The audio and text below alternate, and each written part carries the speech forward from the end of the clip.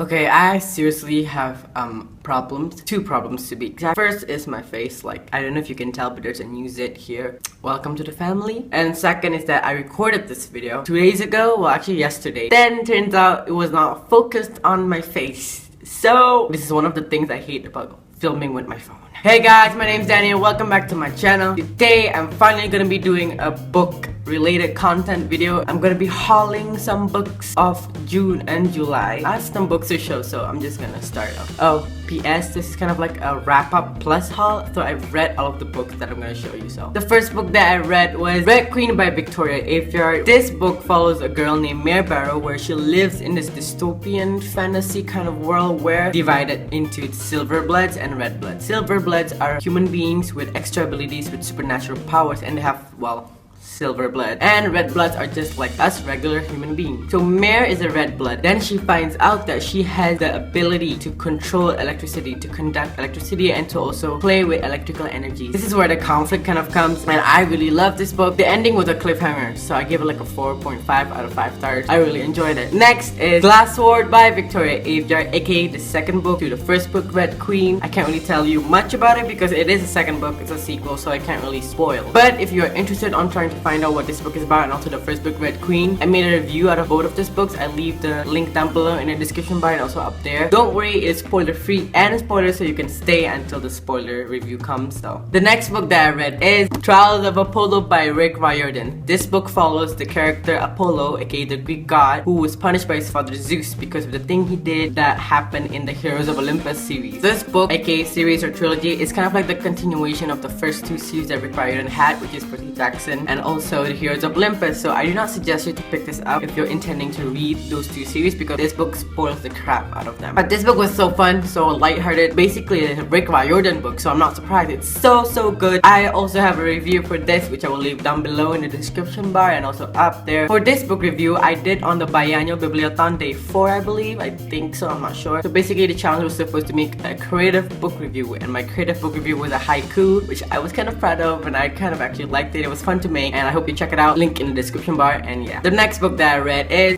oh god, it was hardcover, almost hit my face and sliced my eyeballs.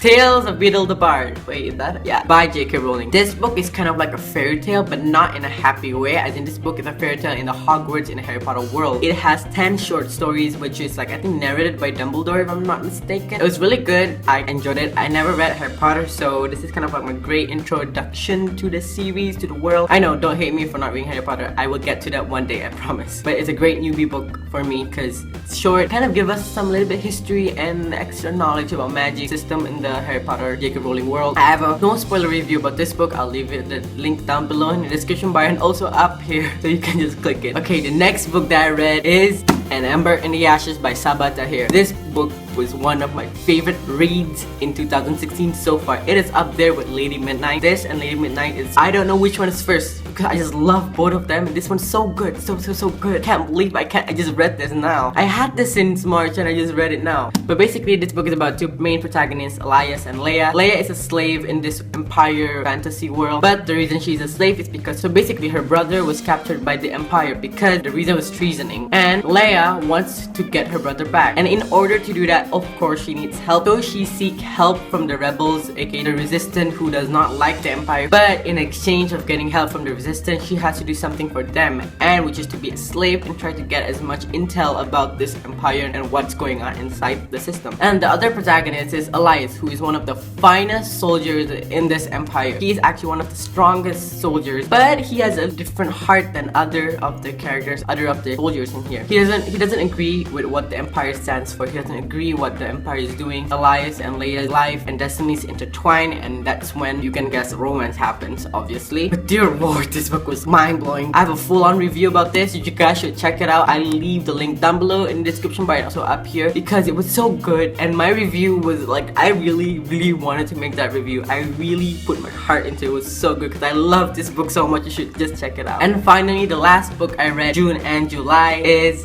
Shatter Me by Tahera Mafi. This is actually a reread for me. I finally read this book again because I've been meaning to pick up the second and third book, but I kind of forgot what the first book was about, so I had to reread it. This book follows a girl named Juliet who is kind of isolated into this asylum. It's set in this kind of like dystopian world, or is it in the future? I'm not sure. The reason why she is like being held there because she has this amazing powers, aka gift, but she doesn't believe that. She thinks it's a curse. So basically, her touch is lethal. Everything she touches dies, destroys. She can crush a concrete wall, a metal wall, very powerful glass. She can kill someone with just one finger. She is some badass, powerful woman. And then one day she has a new roommate who is a guy named Adam, and you can get some romance there. And turns out there's more to the story of Adam, and yeah, that's all I'm gonna say about this book. I really liked it. I remember loving it, and I did love it. I still do.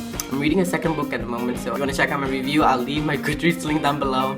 And yeah, that is all for this video. I hope you enjoyed it. I hope you I hope you see some of your favorite books. Have you read any of the books? Comment down below. And yeah, don't forget to subscribe because you'll be helping me a lot, and you can get notified every time I post new videos every Monday and Thursday. And I'll see you next time on next video. Bye bye.